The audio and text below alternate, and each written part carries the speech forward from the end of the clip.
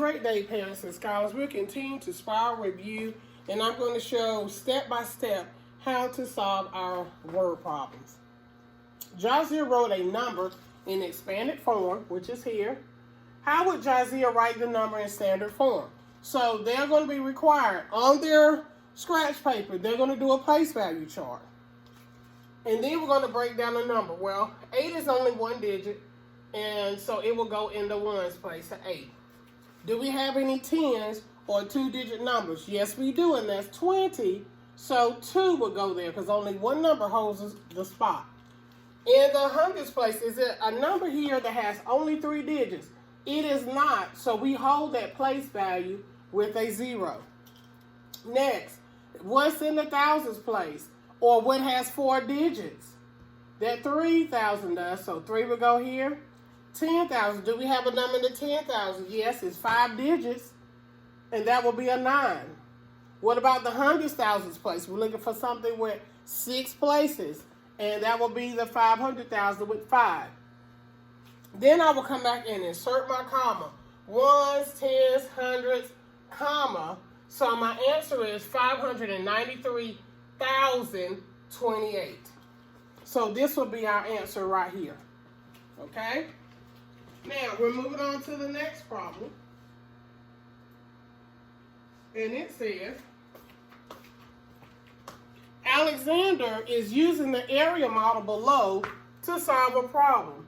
Which problem is represented by the whole area model? So here we have, and let me write it a little bigger here. It has 10 times 10, 10 times 6, 3 times 6, 3 times 10. So basically we know it's an area model because it has a window. It's a 2 by 2, a double digit by a double digit. Now, we all know how to solve this, but we normally have our answer on the inside. So we know 10 times 10, we know that's 100. We know 10 times 6 is 60. We know 3 times 6 is 18. And we know 3 times 10 is 30. So we're trying to decide what numbers will be on the outside. Well, here we have 10 times 10. So that lets me know a 10 is here and a 10 is also there. Because we did 10 times 10. Okay? So we both have a plus here, a plus there. So if it's a 10 on this side, it's a 10 on that side. If it's a 10 on the top, it's a 10 on the bottom. Okay? Now let's see what we have. Now this one has a 10 and a 6. Well, we have a 10 here already. So that means right here must be a what? Exactly, a 6. 10 and 6. Okay? So we have 6 up here at the top, right? Straight down at the bottom, it must be a 6 as well. Okay? So here it says we're doing 3 times 6. So if 6 is here, what must be here? That's correct, that 3. So if 3 is here on the other side, it also must be 3. Okay? So we have 10 plus 3 on the sides, 10 plus 6 on the top and bottom. And let's make sure again that it makes sense. 10 times 10 is 100. 6 times 10 is 60. 3 times 6 is 18. 10 times 3 is 30. Now, which one follows that? So we have the expanded form is 10 plus 6. We know that's 16. 10 plus 3. We know that's 13. So we're looking for 16 times 3. This will be our answer.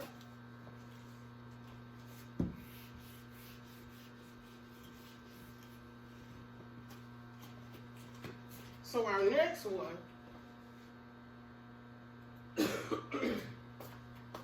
and parents, please feel free to pause the video after I read it, have them solve it, and then come back and see if they have what I have.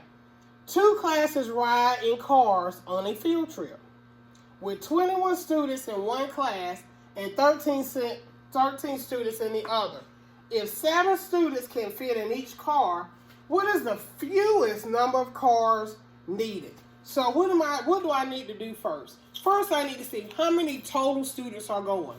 It's 21 in one class, and it's 13 students in the other class. So I want to add that up to see exactly what's the total number of people going. 3 plus 1 is 4. 2 plus 1 is 3. So it's 34 total people going. So I know when it gives me the total, I know I'm going to have to divide. So we have our total. And we're going to divide by what, you ask?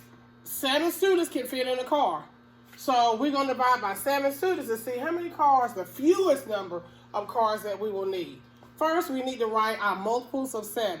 Parents, that's why it's so crucial that the students know their multiplication. That's why we keep going over and over for fluency. So when they get on the test, they're not thinking about it. They automatically know what to write. 7, 14, 21, 28, 35, 42, 49, 56, 63, 70, 63, 70, 77, 84. Okay? That way they're not spending a whole bunch of time trying to figure out the multiplication. Okay? Now, the first thing we'll look at is this first number. Is it the same or larger than this 7? It is not. So we're going to put an automatic 0. It's not big enough. So it's going to go and it's going to join teams with the 4. Now our number is 34. How close can we get to 34 with our multiples without going over? The closest we can get is 28 without going over. How many multiples did we go down? 1, 2, 3, 4. 28 and 34 are not the same, so I must subtract them. Now, again, here comes a difficult part for some of them. Put 28 in your head, and we're going to count up to 34. So 28 in our head, 29, 30, 31, 32, 33, 34. Okay, so that gives us 6.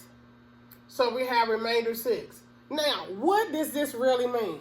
That means with the car that has 7 people in it, we have 4 cars that are full. Okay?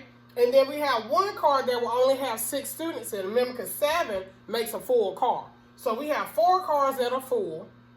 And we have another car because we can't leave these 6 students at school because we don't have room. So that means we need to get another car. So that means the fewest number of cars we'll need is 5.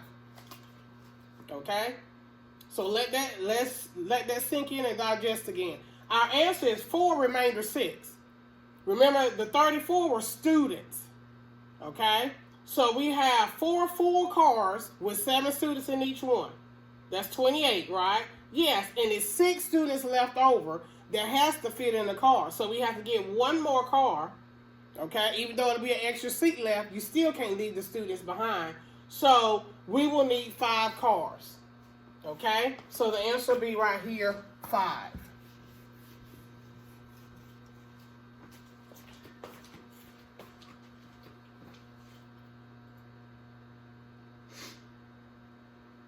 And we're going to do this one last one. It says, a girl has 72 apples to place into 3 baskets. If she puts the same number of apples into each basket, how many apples are in each basket? So first I need to decide, am I multiplying or am I dividing, and how do I know? Well, I feel that I'm going to divide. Let me tell you how I know. Because it gave me the total number of apples, okay? And we're trying to find how many apples go in each basket. Well, it told us our total is 72 apples, okay? And also what further leads me to believe that it's division. Look at my answer choices. This is not always an option, but on this particular problem it is. All of these are smaller. That's another indication that is what? Division, okay? So I have my 72. My total goes into the box. It's considered my dividend. And there are 3 baskets. And we're trying to see how many apples going to go in each basket. So I'm going to do my multiples of 3. Again, parents, we should know they should be writing them down just as fast as I'm writing them down. 3, 6, 9, 12, 15, 18, 21, 24, 27, 30, 33, and 36. This is 7. We are not going to pass 7. So where am I going to stop? I'm going to stop at the 6. How many multiples did we go down? We went down 2. So 2 goes here. Am I going to subtract? Yes, because these numbers are different. So I'm going to do 6. What do I get when I subtract? 1. What happens to my 1? My 1 goes here, so it's now 12. Okay? So I cannot pass 12. Where am I going to stop on my multiples? On 12. How many multiples did I go down? 1, 2, 3, 4. This is 12. This is 12. It's the same number, so we're done with it. So that means there are 24 apples will be in each basket. And therefore, right here will be our answer. Okay?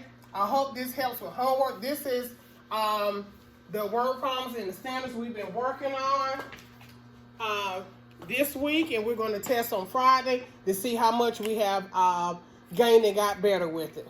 Good luck, students.